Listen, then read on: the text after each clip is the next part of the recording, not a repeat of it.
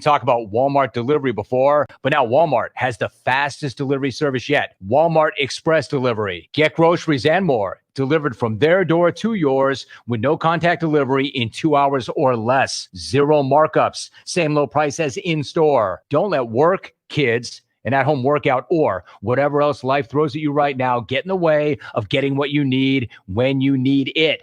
Try Walmart Express Delivery today. Restrictions and fees do apply. The Shoebox in Black Earth is open for limited in-store service. Call ahead for hours of operation. Portions of the following program were pre-recorded. This is Fox Sports 1070 The Game. WTSO Madison. Available anywhere on the iHeartRadio app. Now #1 for podcasting.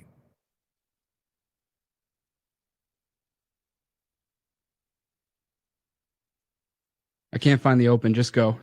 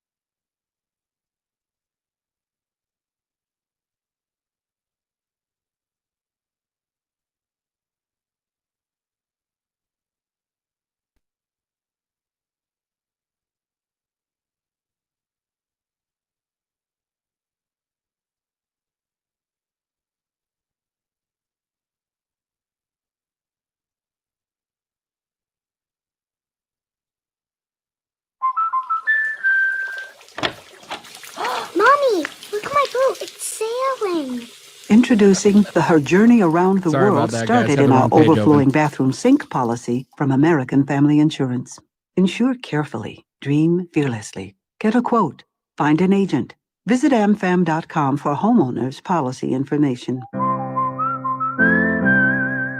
American Family Mutual Insurance Company, SI, and its operating company, 6000 American Parkway, Madison, Wisconsin.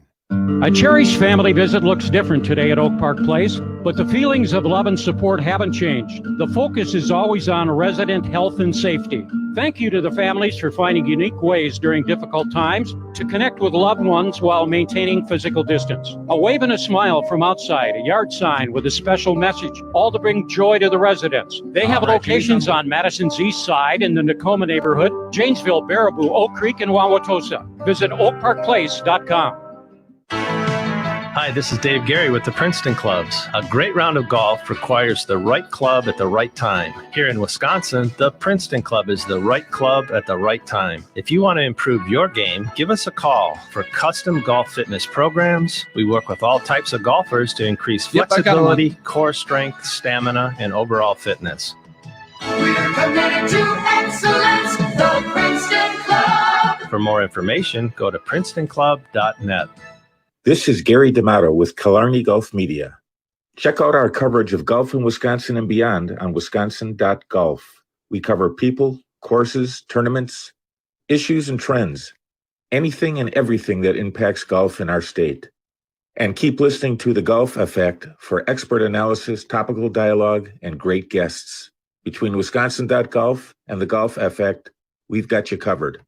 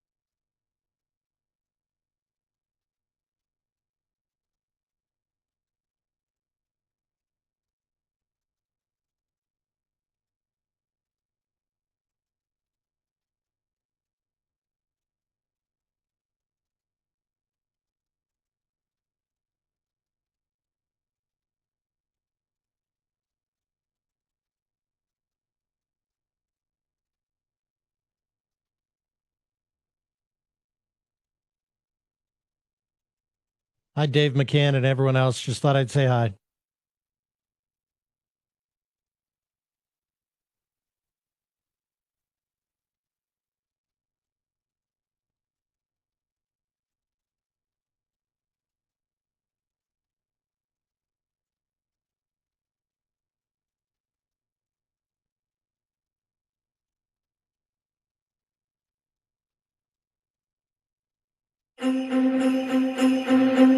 And we're back on Talking Golf and the Golf Effect Radio Network from Cherokee Country Club in Madison, along with Dennis Tiziani. I'm Paul Brown, and it's a pleasure now to have with us is an outstanding guy that obviously you know pretty well, right? Jimmy Johnson, who used to caddy for Steve Stricker. And Tiz, before we go to Jimmy, what are your memories about working obviously with Jimmy and when you were involved with Steve too? What stands out? Yeah. Well, the times that I was there, that he was there, he was listening more so than trying to give the direction, was agreeable in many cases, which probably should have been. But what I know, he's a stabling force. He's not one that gets way out of whack from an emotion standpoint. I think, and I know some of the information that he was given for how to play holes, yardages. Steve had a lot of confidence in Jimmy Johnson. That says a lot because he doesn't, I shouldn't say it this way, that he doesn't trust anybody, but he's very much one of those who trust but verify. That's Steve. Okay, he'll trust, but he'll verify. And with Jim, he had that. Jimmy, welcome to the program. And as you look back, you've had time to reminisce a little bit. Just a few of your highlights and thoughts about your career with Steve Stricker. As you reflect and look back, what comes to mind? Thank you. What comes to mind is the John Deere Classic for me. He had so much success there, and it was like a home game for him, and he three-peated. So those are the things that really stand out in my mind. The picture of him where he makes the putt and he's got his fist up and pumping, I think it was the third one. That's, to me, showed the most emotion that I've ever seen out of Steve Strickard. You kind of remember that? Actually, I remember it vividly for two reasons. One, I have that picture up in my golf room upstairs. But secondly, I jumped up in the air over by the green and ended up tearing my meniscus. So, yeah, I definitely remember that. I've got a question for him, which I don't usually ask. What's the that? questions. But a little bit on what happened inside the sand trap when he picked out that club to hit it on the green. Where were you in that? We were talking about the club, and he had a really, really bad stance. So he wasn't comfortable with the club that we were talking about because he was going to have to swing so hard. So he clubbed up one and took a lot smoother swing. And we went from a 7-iron to a 6-iron, I believe it was. Yeah, hit it in the back of the green, made the putt. That is a great Absolutely. shot, though. That is a great shot of Steve from that perspective. We're chatting with Jimmy Johnson, and Jimmy, then eventually the decision had to be made. Steve 50 turning that magical mark, so to speak, and you guys had a discussion, and I guess he kind of told you better move on, huh? And find a younger player who you happen to do very well in Justin Thomas. We'll talk about that in a minute, but just recap that, how that situation happened. Yeah, it was, to be honest with you, one of the hardest decisions I ever had to make, too, because I had so much fun working with Steve, and we've been together for so long. But I had caddied a couple of off weeks for Justin, and he was so talented, and he wanted me to come caddy for him. And I talked to Steve, and I said, "Look, I'm your caddy, so you know." And he's like, "Dude, that's a no-brainer. I'm going on to the Champions Tour. You need to take that job." So he kind of made it fairly easy for me, but it was still a difficult call to make. Tell us about Justin Thomas. You're up close and personal with him now. Obviously, he's a fabulous golfer. He hits it a long way, and he's not really that big the way it looks. Give us kind of a scouting report on Justin Thomas. Justin is pretty long. He's really long for his size, definitely. He is a golfer. He doesn't play golf swing too much. He likes to play golf. If he gets in trouble, he can carve it around a tree or hit it up over a tree or whatever he needs to do. You can tell he spent a lot of his youth playing golf all day at the country club where he grew up, and he has a lot of different shots. Now, in terms of personality, Steve was pretty easygoing and that type of thing.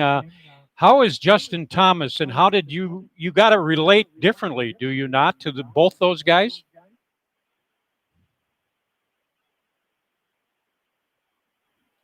Are you there, Jimmy? We must have lost him. We lost him. He's there. Didn't I just hear him?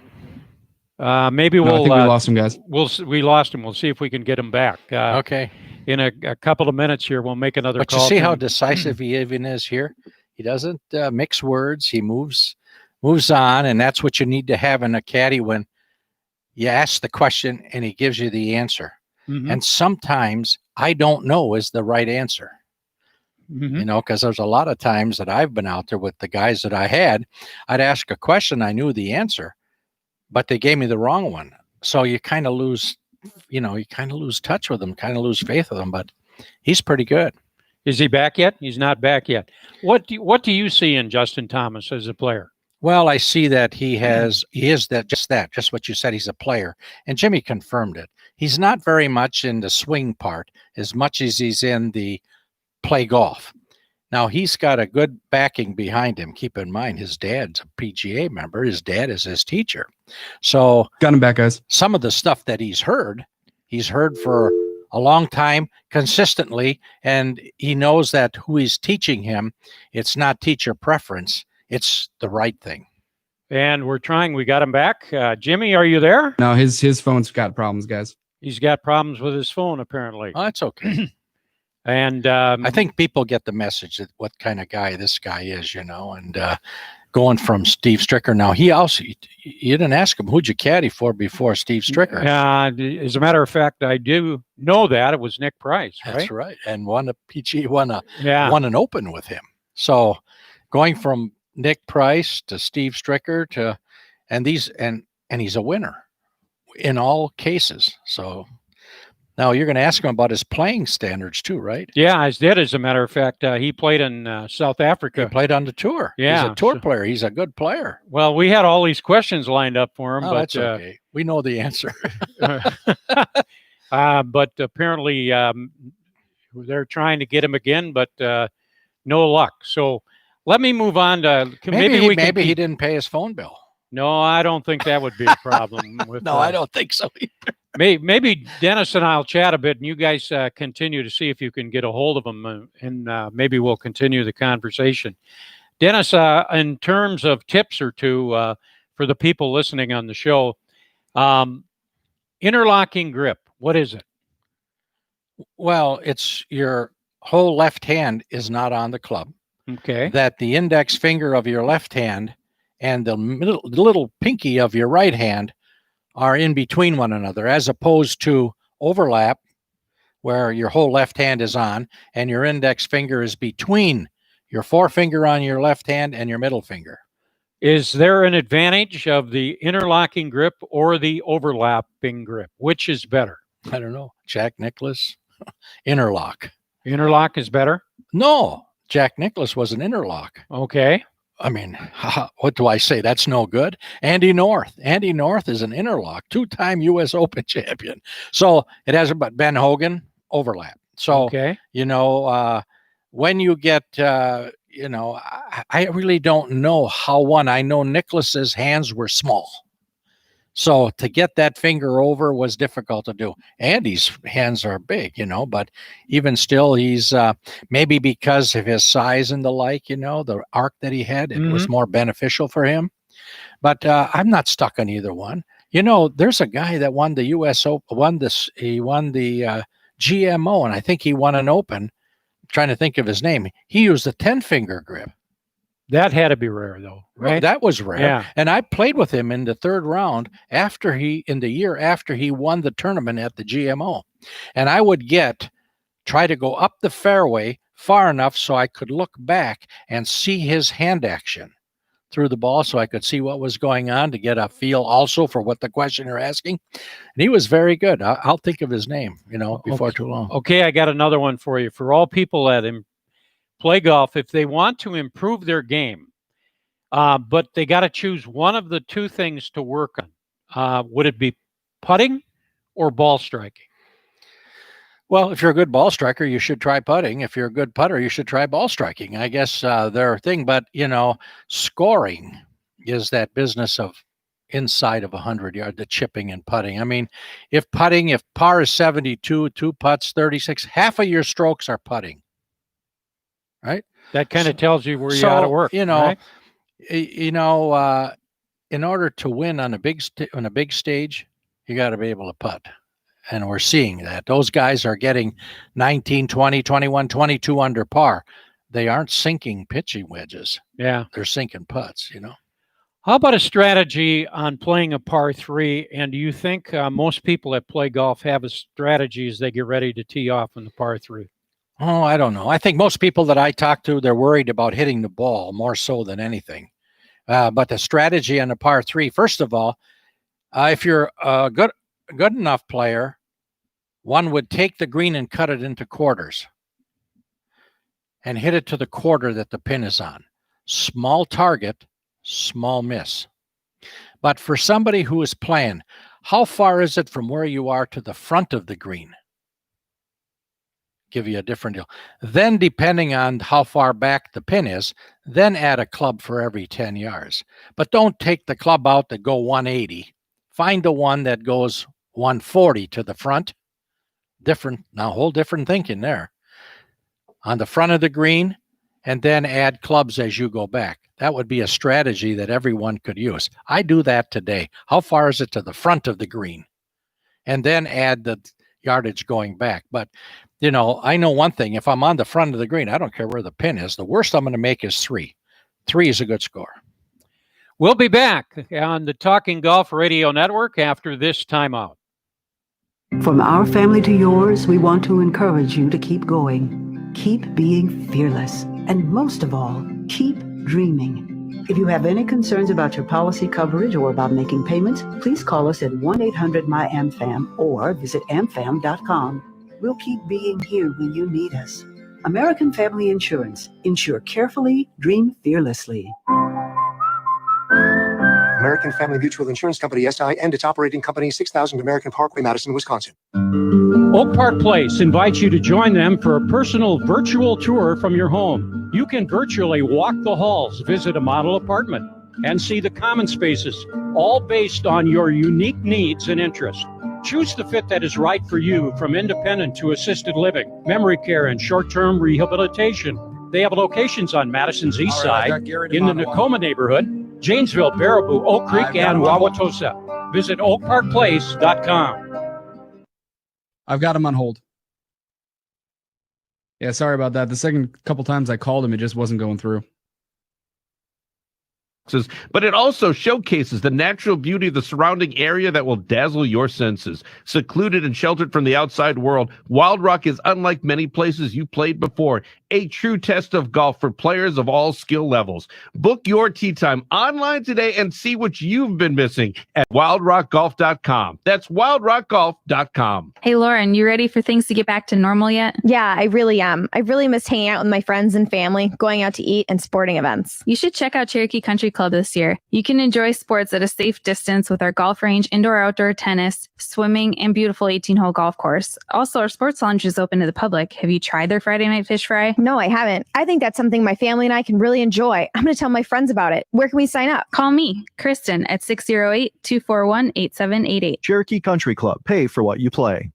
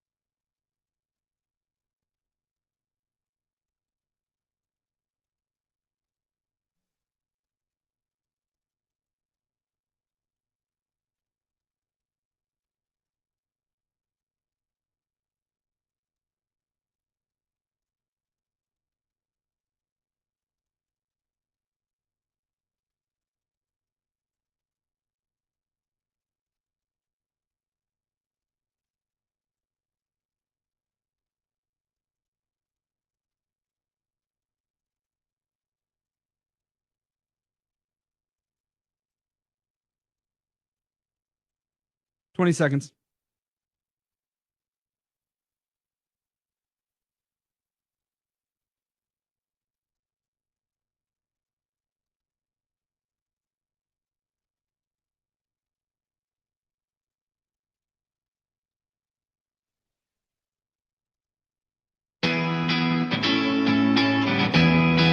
Back on Talking Golf and the Golf Effect Radio Network from Cherokee Country Club in Madison, along with Dennis Tiziani. I'm Paul Brown. And joining us now is the senior writer for Wisconsin.golf, Gary D'Amato. And Gary, you've been a busy guy the last week or so. Kind of recap where you've been and what's been going on. He's retired. I've been busy, but not as busy as Joe Weber, who I know you're going to talk to in a little bit.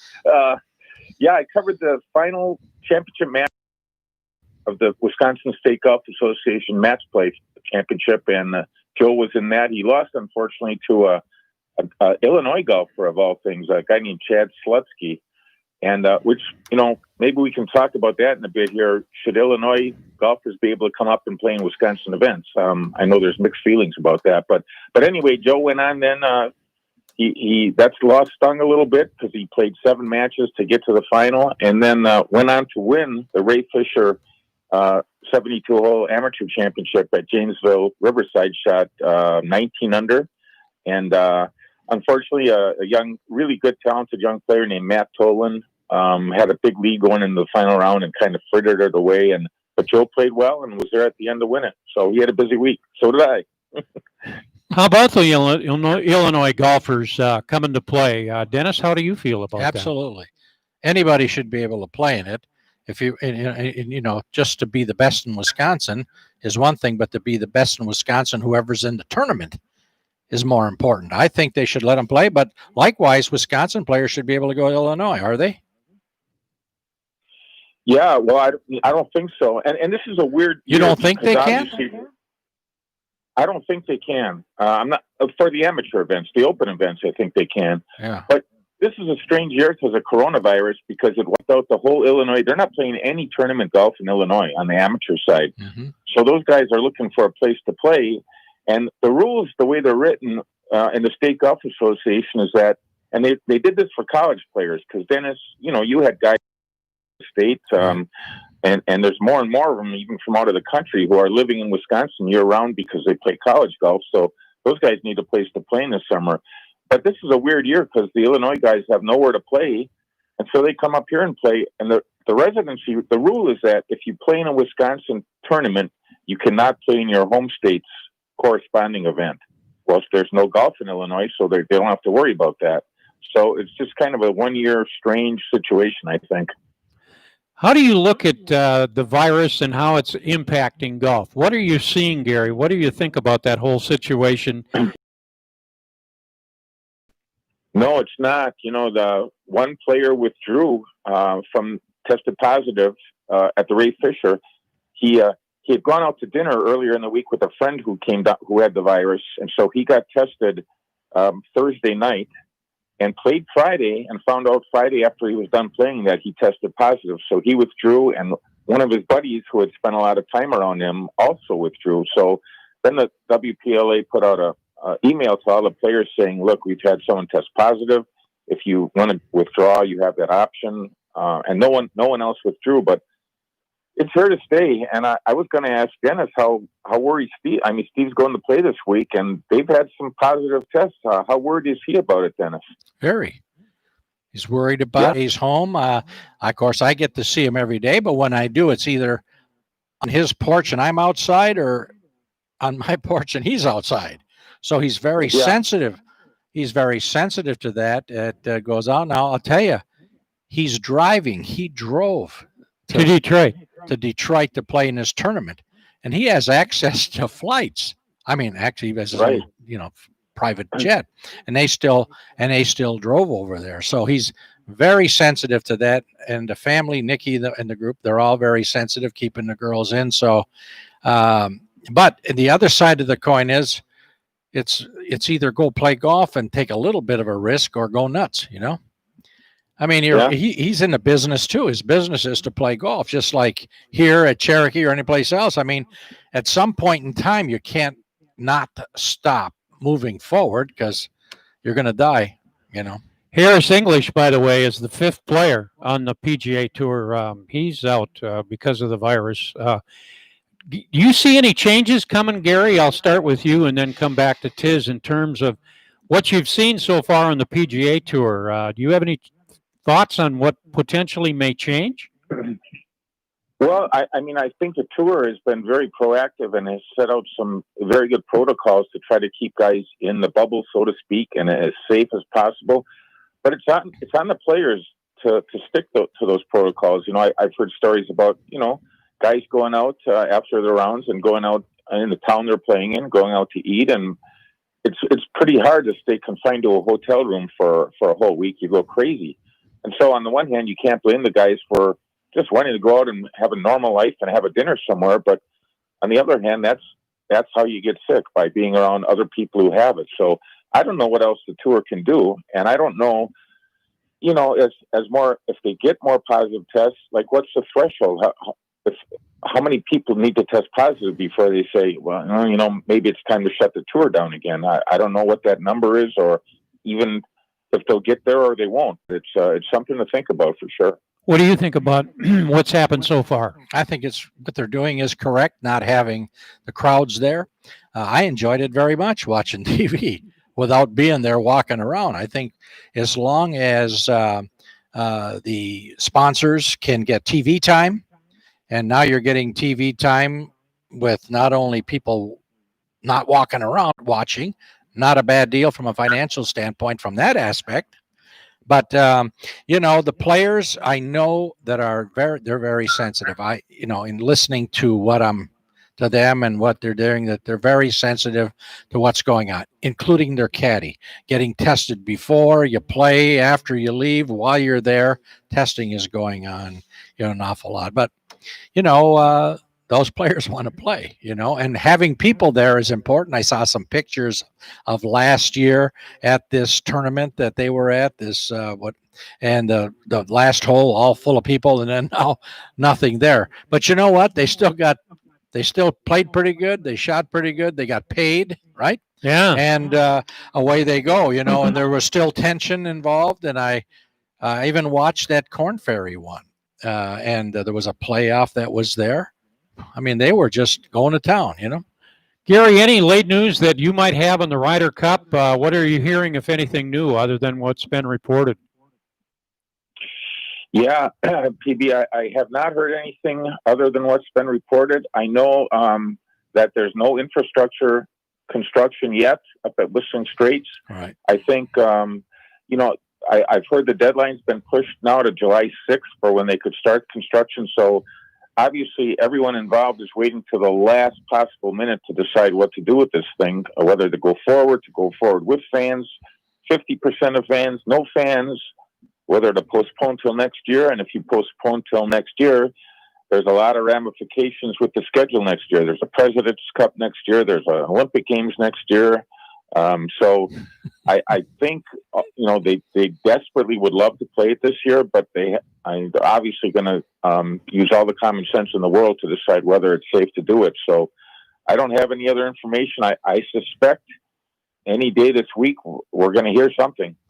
They have to let people know pretty soon here because we're less than 3 months away. The look on Dennis's face kind of sums up what his feelings are, but you might want to express them one way or another here. Well, I know. I shouldn't say I know because I don't. But my thinking is, business-wise, there's going to be a discussion is who's going to occupy this time in 2021 when it is the President's Cup. That's run by the PGA Tour. Yeah. The PGA Tour now has got to give up their date. For how much? What do you think? Are you saying there's a little money involved in that decision? A little. I mean, you take a look at what's going on. This is one of the PGA's biggest events, and they want to play it right in 2021. Even if it cancels out this year, we want to play it. So they're going to take the time schedule. What are you going to pay for that? I would think that if I was sitting at the negotiating table, that I would want to know, what will you pay for my time in 2021? And then I'll go on, okay, I'll get that, and then I'll have my tournament in 2022, and it'll be, go ahead, we'll forget about this year, but the money works out. It's going to come down to that. You can talk about fans and players and all that sort of stuff, but this is a business deal. And speaking of money, Fox Sports basically turned the rights back, simplistically saying, if you want the U.S. Open back, you can have it. And NBC's got it back. Gary, your thoughts on that one? Yeah, well, something had to give there because, with the U.S. Open now being played in September, obviously college football and the NFL, right? As big as golf is, that takes precedence. Right, exactly. So, Tony Romo played in the Ray Fisher Championship over the weekend, and somebody asked him, Tony, why didn't you ever consider being a golf announcer? And he said, golf announcers don't get paid enough. So we know where the money is. Well, absolutely. It's in the NFL. I get it. I mean, he's great too, Tony Romo. How'd he shoot? Yeah. He played okay until the final round. I think he finished 1 under par. I tied for 30-something.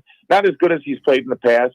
Working on his swing, though, Dennis, he's got his ball speed up there to tour levels. I mean, he's carrying it 300 yards now, but But it's not just about carrying 300 yards, as you guys know. It's about everything else. It's about what you put in that little box by number one. Mhm, That's the exactly. score, and Yeah. if you hit it 300 and shoot one under, it's fine. But anyway, on a positive note, we get our guy back then, Dan Hicks.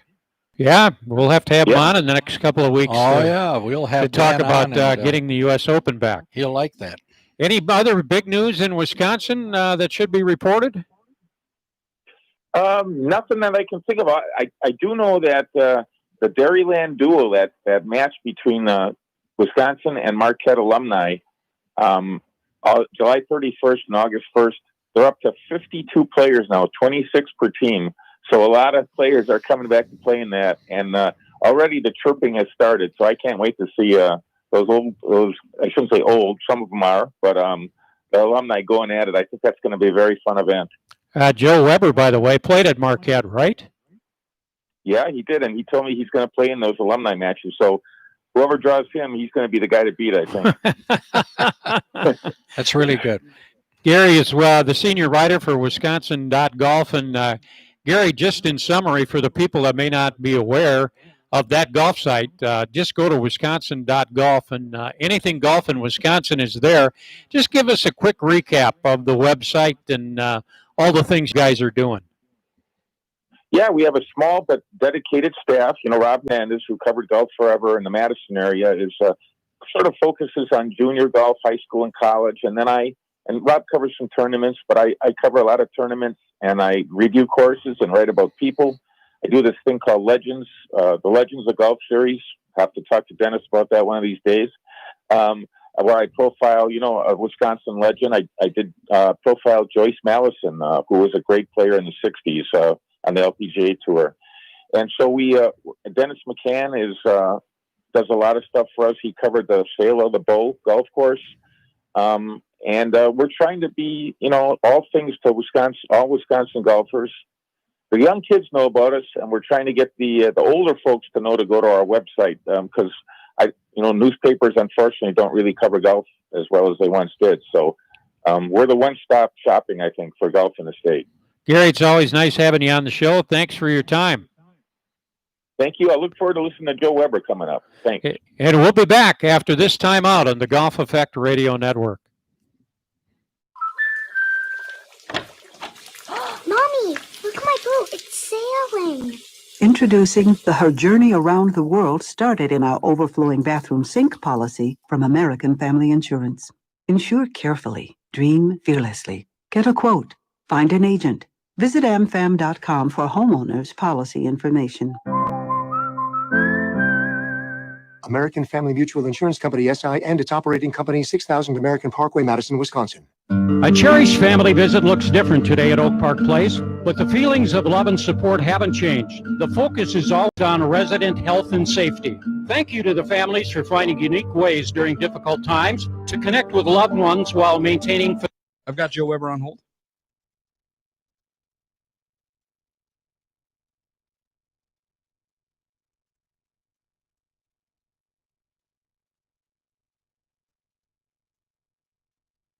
Yeah, I can do that for you.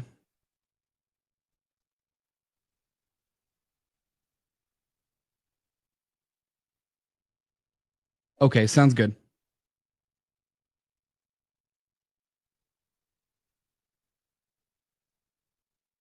To increase flexibility, core strength, stamina, and overall fitness. We're committed to excellence, the Princeton Club. For more information, go to PrincetonClub.net. This is Gary D'Amato with Killarney Golf Media. Check out our coverage of golf in Wisconsin and beyond on Wisconsin.golf. We cover people, courses, tournaments, issues, and trends. Anything and everything that impacts golf in our state. And keep listening to The Golf Effect for expert analysis, topical dialogue, and great guests. Between Wisconsin.golf and The Golf Effect, we've got you covered.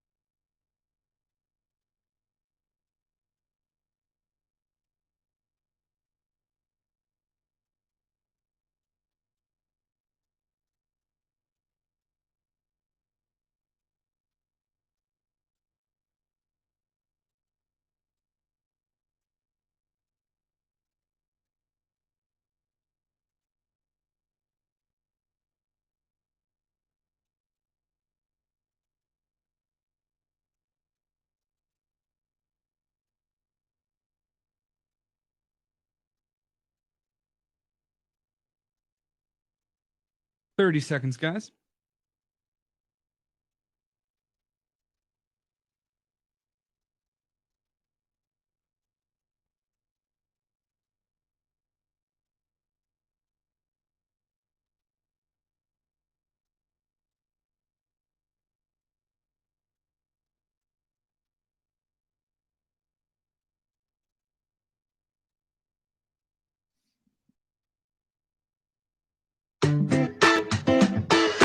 We're back at Cherokee Country Club at Madison, talking golf on the Golf Effect Radio Network. And joining us now is Joe Weber. He had a long week of golf, but it was a nice week for him.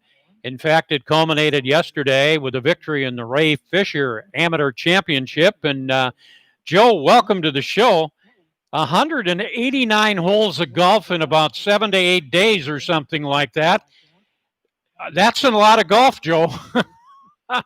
Yeah, no, that's a lot more golf than I typically play in a month or maybe even 2 months. So, and in terms of, why don't you recap how you got in that many holes over that period of time?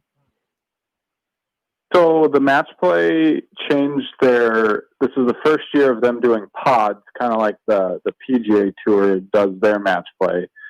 So by getting into the match play, I was guaranteed three matches. So I started off with 3, and then I was, the victor coming out of my pod. And then, so now it's 16 players left. And so I ended up making it to once I made it to the final 4, I knew I was playing 36, and then that I wasn't coming home in between the tournaments. And so, ended up making it to the championship match, and unfortunately ended up not being as successful as I would have liked.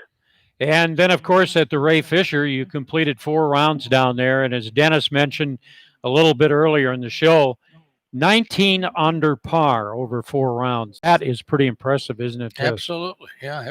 I don't care where you play. 19 under par is pretty good. I said I can remember when the tournament was here, and 6 under par won. That goes back a number of years. Yeah, no. In the 60s, 70s, early 70s. Yeah, no matter the course you play on, no matter how short it is or long it is, 19 under means a lot of putts being made. And so, historically that course, you kind of have to keep your pedal down, make at least, 3 or 4 under a round, but it's still, it is not always that easy to do. Whether it's, if you're not driving it well or not putting well, it's going to make it a lot more difficult. Speaking of driving it well, apparently, did you put in a new driver for that tournament? So, yeah, I was driving it really, really poorly, and a buddy of mine ended up getting a couple new drivers, and I'm like, hey, can I borrow that one and try it out? And I hit it a couple times, and I was like, yeah, he's got like the extra large grip on it. I'm like, can I regrip this and give this a whirl this week? And it's phenomenal. It worked out so much better than how I was driving it before. What kind of driver was it?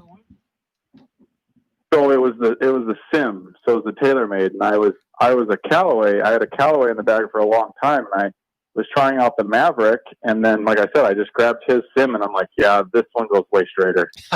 Attaboy. So it's not the Arrow, right? Oh, it's the Indian. Yeah. Tiz always says that, Joe. It's not the Arrow, it's the Indian. That's right. What? How would you describe? Exactly. How would you describe yourself as a player? What are your strengths? I would say my iron game is going to be my for sure strength. Probably followed by my putting, and then driving, and then chipping. By far, my weak link is chipping. But this week, it just all kind of came together, and Strawberry Creek was wide enough off the tee that it really just allowed a lot of really easy iron shots in for me. And then really, between the 2 tournaments, my putter was the thing that carried me. I made a lot of putts. I didn't make very many putts during that championship round, or the championship match, but throughout the Ray Fisher and my previous matches, I made a lot of putts inside 10 feet, which makes chipping easier, and it makes scoring easier. And yeah, just makes golf easier. Tell us a little bit about your background in golf and your interest. How did it get started and that kind of thing? So my interest in golf. So my dad played. So hanging out with him, I was always on the golf course. So when I grew up in Idaho for a short amount of time, and so Dad would drop me off on his way to work and pick me up when he got done. And most of the time we were playing golf if we weren't causing the pro to pull out all his hair. And kept playing through that. And I, luckily I had some friends that played golf. So obviously anytime you have buddies that play it, you're going to continue playing it. And then moved to Wisconsin, and they have a great, the Wisconsin PGA circuit. So I kept playing through that. And yeah, ended up going to Marquette and stayed in the state. And thankfully my wife allows me to still play. And I was going to just ask you about that. Tell us about your experience at Marquette and what did you get out of that? Plus, there's a fun event coming up later this summer, isn't there, between the Badgers and Marquette? Yeah, absolutely. So my experience at Marquette was, unbelievable. Some of my best friends all came from that team. Very tight-knit alumni. I remember when I was, about to go there, I'd meet people and they're like, oh yeah, I went there 20 years ago. And I'm like, really? And now I'm the guy that everyone's like, oh, you went to Marquette? And I'm like, I'm going to Marquette. And I'm like, yeah, I'm the 20-year-old guy now. But no, it was an unbelievable experience and definitely a rivalry with Wisconsin throughout that time. And, the irony is we've become very good friends with a lot of Wisconsin players. But no, this is going to be a great event, with Marquette versus Wisconsin. Lots of good times, and I'm sure really, really good golf. Well, I don't want to put any pressure on you, but Gary D'Amato was on here about 20 minutes ago, and he said now that you're in this field for Marquette, you're probably the favorite in this whole thing here. Well, I don't know about that. There's some really good players on both sides of both Marquette and Wisconsin, but fortunately for both sides, there is a lot of really good players. So I'm sure the competition is going to be, at a really high level. And one final question, then we're going to let you go here. Where do you hope to take golf? What's next? I know you're a dentist, so you've got a career already, but any thoughts there? Yeah. Next is doing the same thing. So, throughout my golf career, I feel like I'm just continuing to get a little bit better and a little bit better. So, my goal has always been to win, more Wisconsin championships. And I guess the next thing would be making it to more USG events. I've only made it to one, and I'd like to make it to more and then continue to compete at a high level, around the state, at least until, the kids get older and my interests shift. Joe, congratulations on winning the Ray Fisher at 19 under par. And we thank you very much for your time and being on the show. Well, thanks for having me. Okay, that's Joe Weber. Now we're going to transition back to Jimmy Johnson. Jimmy, hopefully you're there, huh? The telephone line must have had a little trouble with the line, huh? Yeah, I guess we did. Yes, I am here. That a boy, Jim. And Jimmy, tell us a little bit about Justin Thomas and in terms of the type of player he is. And we were following up kind of along those lines, and maybe we got lost there a little bit. Just recapping, you see him every day and those kind of things. Where does he really shine? And obviously he has a great future, doesn't he? He has the sky's the limit for his future, to be honest with you. He's just getting more and more mature and more steady every year. So his golf game is really pretty solid throughout the bag, but his iron play is amazing. He's probably in the top 3 or 4 on the tour as far as iron players. And in terms of getting along with players, like Dennis mentioned, you had a great rapport with Steve. Steve was a little older. You're about 35, 36 years older than Justin, but no problem there, right? It's just a matter of transitioning and saying and doing what needs to be done. How's that relationship developed? It was a little tricky at first, to be honest with you, because I'm actually older than his dad even, but That's right. I didn't want to be the kind of know-it-all guy. He wanted all my information, but I didn't want to be the know-it-all kind of guy. So I tried to be like the big brother figure, and let him make some mistakes along the way as long as they weren't too bad, and learn from them.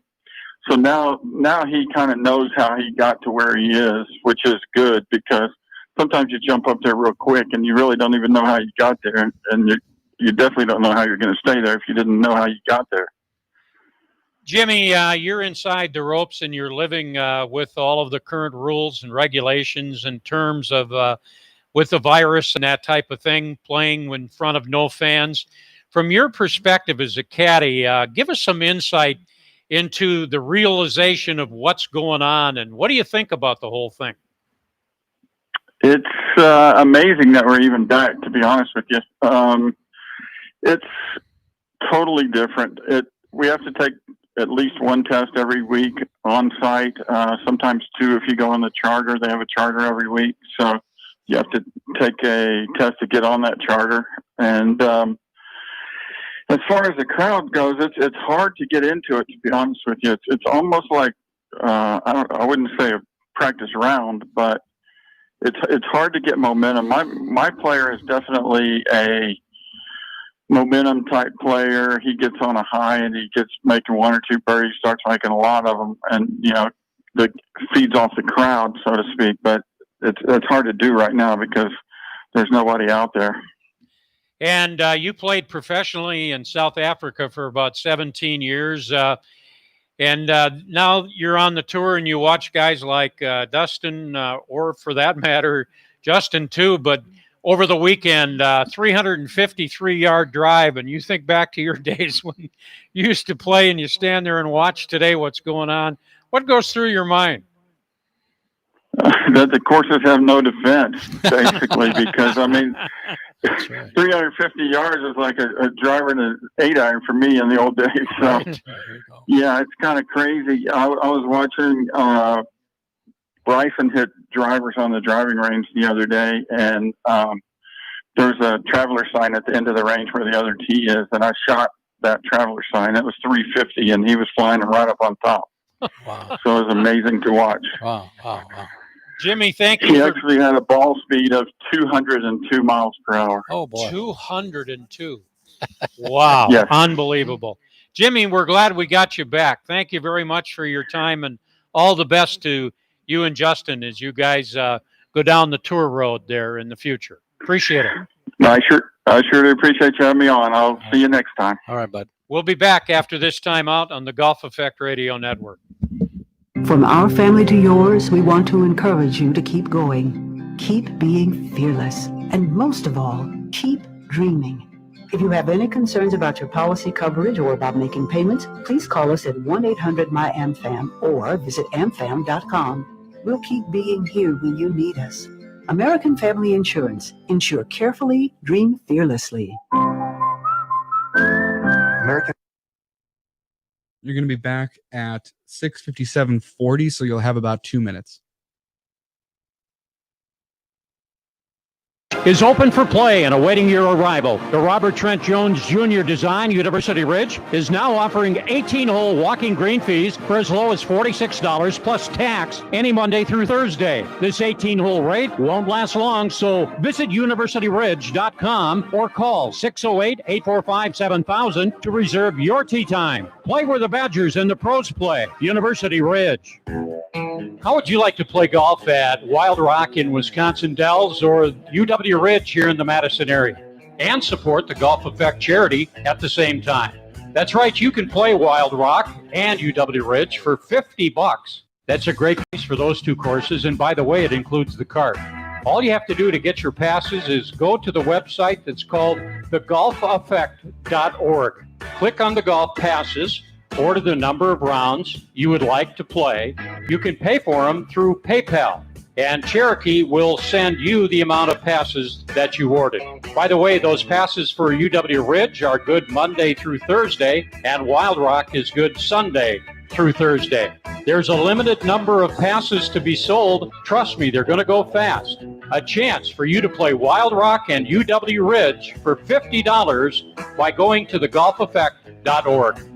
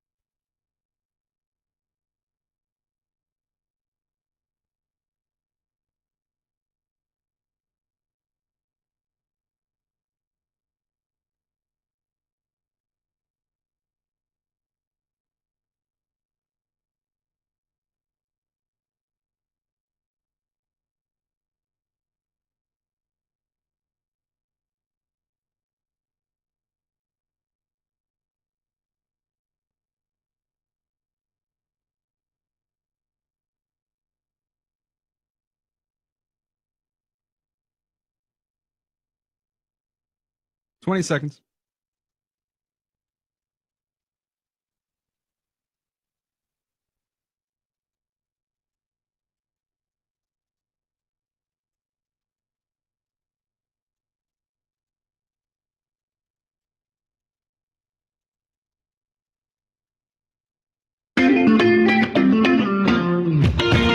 Back on Talking Golf on the Golf Effect Radio Network, along with Dennis Tiziani. I'm Paul Brown.